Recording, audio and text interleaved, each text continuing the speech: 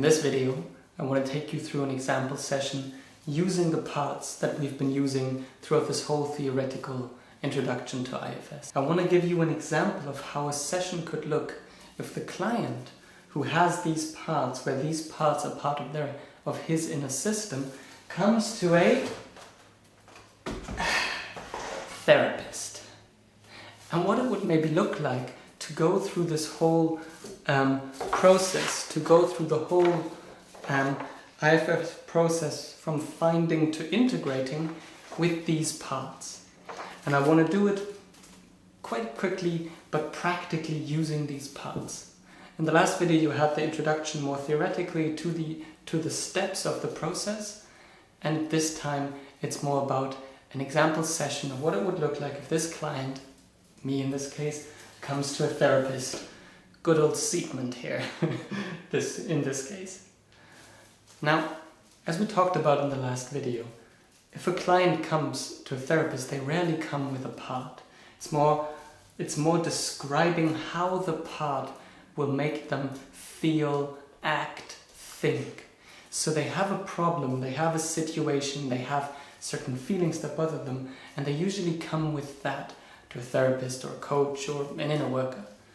So this client would probably come describing, I feel so stressed. I always have this sense that if I make a single mistake, something really bad is going to happen, and I'm so stressed, I keep on working so hard, and it's really fucking with me. It's really making my relationship bad because I'm working constantly. When I'm at work, I'm stressed, and because of that, I can't actually do the work correctly, even though I try so hard. It's not a good place.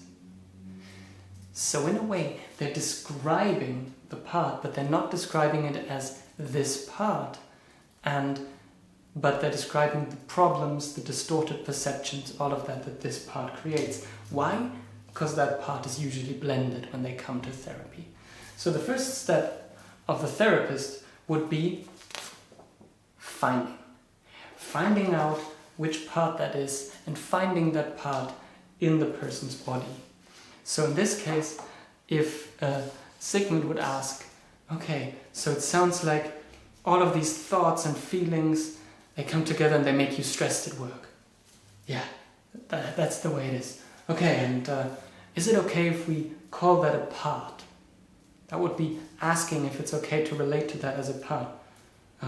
Yeah. Where do you feel that part in or around your body? So, finding that part in or around the body. And then, in this example, the client could go inside and see, where do I feel that?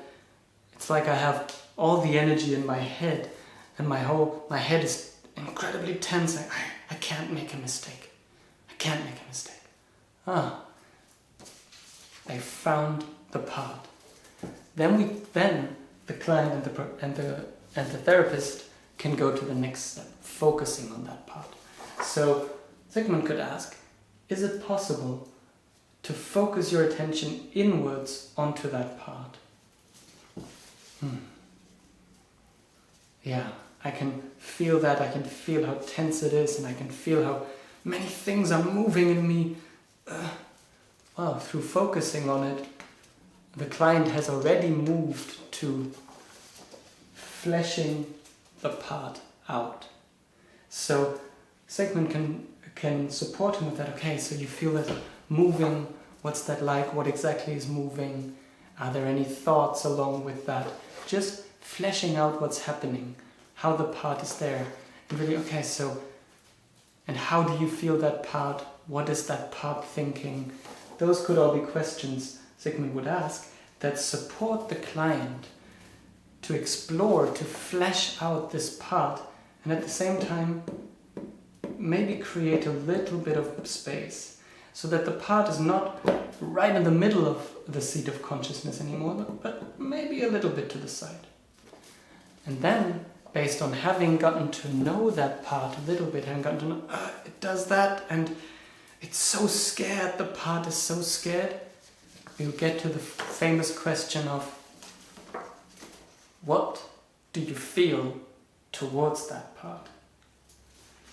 And if the client is asked that question, he could be like, I don't really know if I feel anything towards that, but it feels more like that's me. Like that's how I feel, that's how I feel a lot of the time. So Sigmund would know the part is still occupying the seat of consciousness. So he could then, along with this question, ask, and can you ask that part to give you a little bit of space? Can you just ask it to maybe step aside for a moment so you can really get to know it? That's a really important part. We want both the self and the part to be there. So asking the part to step aside is not about the part going away, but the part unblending, and thus actually a relationship being possible. And if the therapist asks that, and the client asks the part can actually step aside. And then usually the client will say something, oh wow, now I feel different, something has changed in me. And what do you feel towards that part now? I feel open towards it. I want to really get to know it and find out more about it. Wow. With this one step, suddenly there's space. Suddenly the client has space in his inner system, and the therapist knows there is space. He knows self is there. The seat of consciousness is not taken by a part. So then the therapist can go on to the next step, which is helping the client befriend that part. And befriending would mean helping the client ask questions. Can you ask that part, why is it so scared? And then the client can ask the part, oh, yeah, the part is really worried that if it doesn't perform perfectly, something bad could happen. Oh, okay. So, befriending still, what is its positive intention for you? Oh, the part just wants me to be safe so that nothing bad happens to me. That I don't get into like a stressful situation. Okay. So you don't get into a stressful situation, yeah.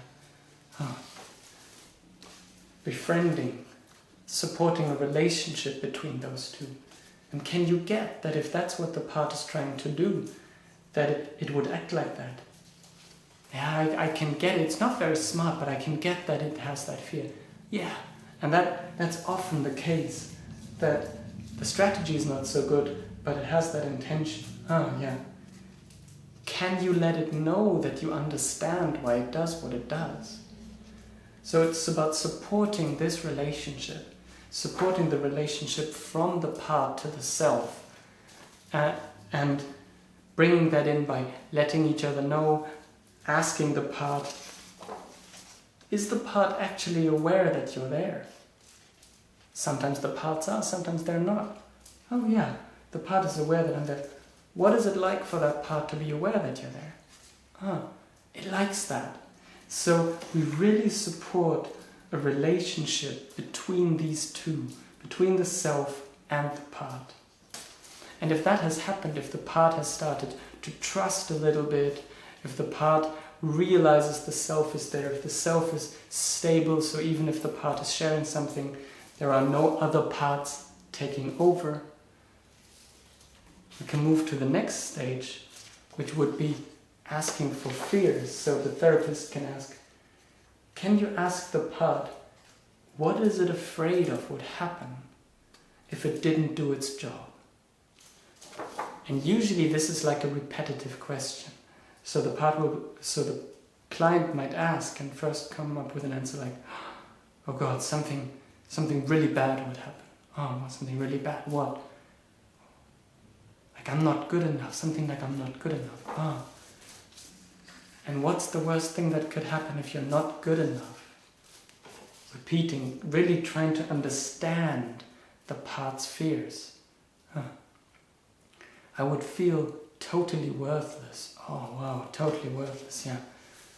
And what could happen if you feel really worthless? What's the worst thing that can happen then? And often then there is a moment when the feeling or the exile from back in the past comes up. Oh, and suddenly that feeling of worthlessness is not just a fear, but it's really there, and the self can become aware of it. And then there is a shift. At that moment there is often this important shift of the self being with both the protector and the exile. So in this case, the part that's so hard, I have to work so hard, I can't ever feel like that again. And when the feeling is coming up, asking the part, is it okay that we get to know that exile as well?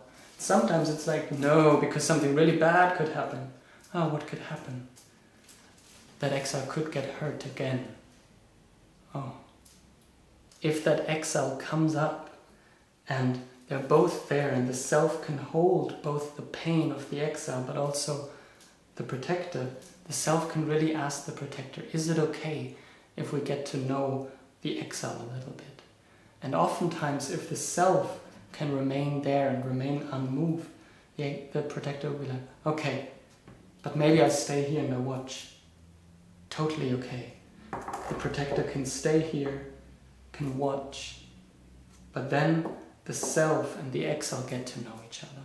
And we go through those steps of being with an exile, witnessing all of that, where it's really about understanding and being with that exile. So first, the therapist can support the client in really understanding and witnessing what happened back then.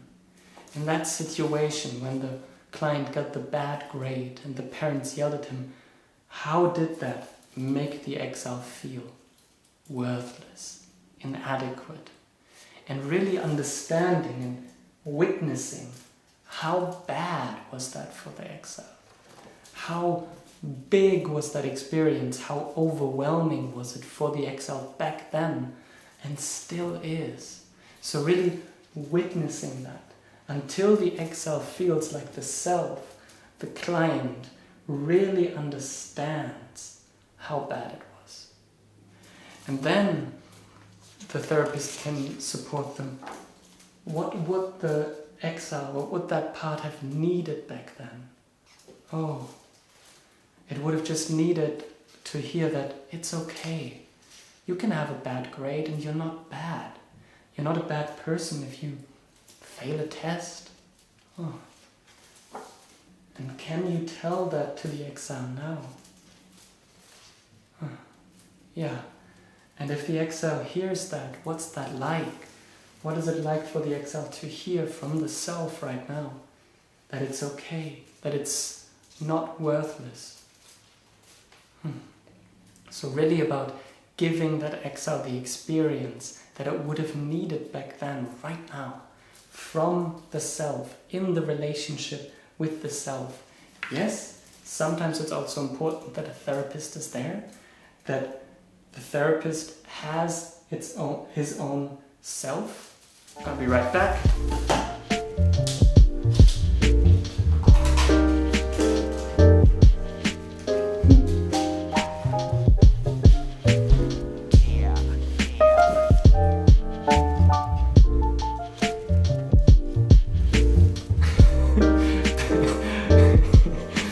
Because the therapist has his own self, so sometimes it can be really important for an exile, especially if it's a big charge, that there is another person there, another person that can also hold what's going on, another self that can hold what's going on. But the biggest part is that the self can hold the exile, can understand the exile, can give to the exile what it would have needed, because the self has the capacities. It has these 8 C's, these qualities, to give the exile what it would have really needed. And based on that, if the exile has gotten what it needs, it can then be seen, does it need to be retrieved? Does it need to go somewhere? Maybe this part doesn't want to be in the bad situation, in the situation anymore, but wants to be here and now, want to be retrieved, maybe wants to be somewhere in the body of the client where it can be held and really integrated into the body. And then we come to the big question of unburdening, where the therapist can support the client to ask, is the exile ready to let go of that burden? Is this exile ready to let go of that feeling of worthlessness and inadequacy? And especially if the exile has been held by the self, maybe even by the self of the therapist, and it's ready to let go of that pain, there can be a ritual where the exile can just let go, where the wound that was once there, that was once held, can be taken off.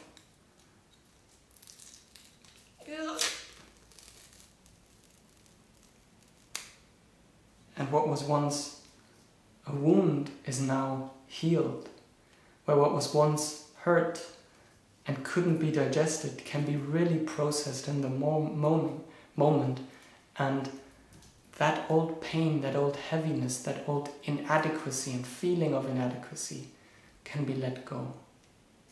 And then what can happen is that the therapist supports the integration of that, supports to see what happens now that the exile is not hurt anymore. What qualities come up in the exile? What qualities does the exile maybe want to invite? What are its natural qualities? And maybe it's about, wow, this exile is actually really about self-love. It's about knowing I am enough. And suddenly that exile feels totally enough. And usually then the client also feels enough. I am enough. And in that enoughness, the pain that was once so strong is not there anymore. And the therapist can support the client to feel that, and then also see what happens if the protector is aware that the exile has changed.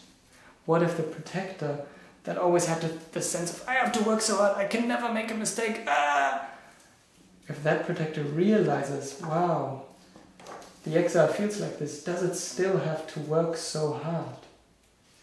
No, I don't have to work so hard. Because even if I miss a small detail, I'm enough, I don't feel inadequate anymore. So realizing that the exile has changed, this part can often let go of its role, and it usually then wants to take a break. Or it just turns into a positive role where it might still be a part that wants us to work hard, but that also knows we have boundaries. We don't always have to be perfect. So this part then naturally changes along. In this small example, the therapist is basically there to support the self and the parts to interact. That's the job of the therapist. The main roles in that are that the therapist is also there with his self, that he or she can really be in herself and just be present. And that whenever another part might take over, the therapist can recognize that and also help that part to unblend again, so that this interaction, this communication can really take place. That's the job of the therapist. The therapist doesn't have to heal the client. The therapist doesn't have to know all the answers. Basically, the therapist is there to be in their own self and to help the client be in their self. And then, through this whole journey, what was once separate can again reintegrate into the natural flow of self-energy, into the natural state of self-energy, where the self can occupy the seat of consciousness, be the leader of the inner system, and the healthy parts can come and go. But this is a free movement. The system is healthy, it's moving, and there are not single parts that just occupy the seat of consciousness. That's what an IFS session is about, and that's what this whole journey with IFS tries to accomplish. Helping the whole system to heal one part at a time, and the self to be the leader of the inner system, so that it can take responsibility inside and outside. You never know what's around the next corner.